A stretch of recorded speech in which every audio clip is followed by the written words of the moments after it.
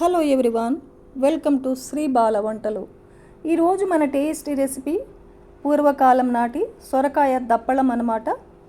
రైస్కి కానీ చపాతీకి చాలా బాగుంటుంది. చాలా త్వరగా ఈ రెసిపీని తయారు చేసుకోవచ్చు. ఇప్పుడైతే ప్రాసెస్ని చూసేద్దాం.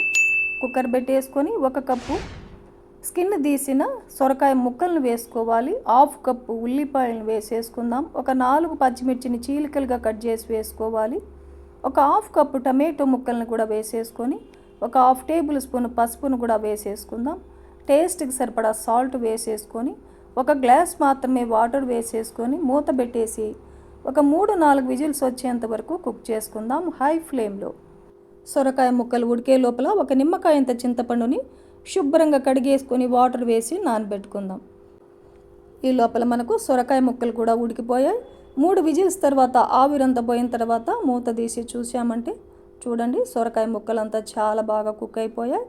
గెరెటతో ఒకసారి అలా బాగా కలిపేసుకుందాం. స్టవ్ ఆన్ చేసుకొని బాండిల్ పెట్టేసుకొని ఒక 2 టేబుల్ స్పూన్ల ఆయిల్ వేసేసుకోవాలి.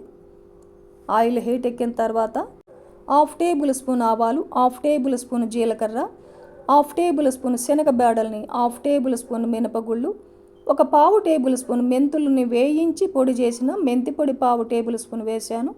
కొద్దిగా ఫ్రెష్ కరివేపాకుని, ఒక 4-5 వెల్లుల్లిపాయలని అలా దంచేసి వేసుకోవాలి. కొద్దిగా కచ్చాపచ్చగా దంచేసి వేసేసుకొని స్టవ్ లో ఫ్లేమ్లో పెట్టేసుకొని పోపునంతా బాగా వేయించేసుకుందాం. ఈ పోపు అంతా బాగా వేగిపోయిన తర్వాత ఉడికించుకున్న సొరకాయ ముక్కలన్నిటినీ వేసేసుకోవాలి.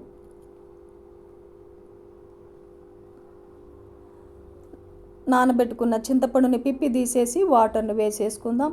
ఒక టేబుల్ స్పూన్ సాంబార్ పౌడర్ వేసానండి. మనం వేసుకున్న పచ్చిమిర్చి సాంబార్ పౌడరే కారం అన్నమాట. తక్కువ అనిపిస్తే ఇంకొక టేబుల్ స్పూన్ సాంబార్ పౌడర్ని కూడా యాడ్ చేసుకోవచ్చు.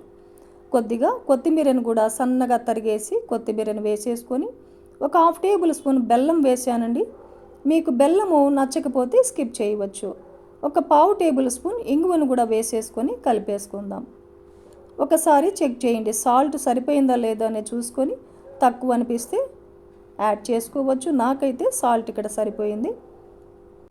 ఒకసారి బాగా కలిపేసుకొని స్టవ్ లో ఫ్లేమ్లో పెట్టేసుకొని 5 నిమిషాల పాటు ఉడికించుకోవాలి. 5 నిమిషాలు ఉడికించుకున్నామంటే పులుసు ఇలా చిక్కబడుతుంది. కర్రీ చాలా బాగుంటుంది. ఇప్పుడు మనకు సొరకాయ దప్పడం రెడీ అయిపోయిందండి. స్టవ్ ఆఫ్ వేసుకొని కర్రీని ఒక సర్వింగ్ బౌల్లో తీసుకుందాం. ఈ కర్రీ రైస్, చపాతీ, రోటీకి కూడా చాలా బాగుంటుందండి. ఈ ప్రాసెస్లో మీరు కూడా ఇంట్లో తప్పకుండా ట్రై చేయండి. ఫ్యామిలీలో అందరికీ చాలా బాగా నచ్చుతుందండి. ఈ వీడియో నచ్చితే లైక్ చేయండి, షేర్ చేయండి, సబ్స్క్రైబ్ చేయండి.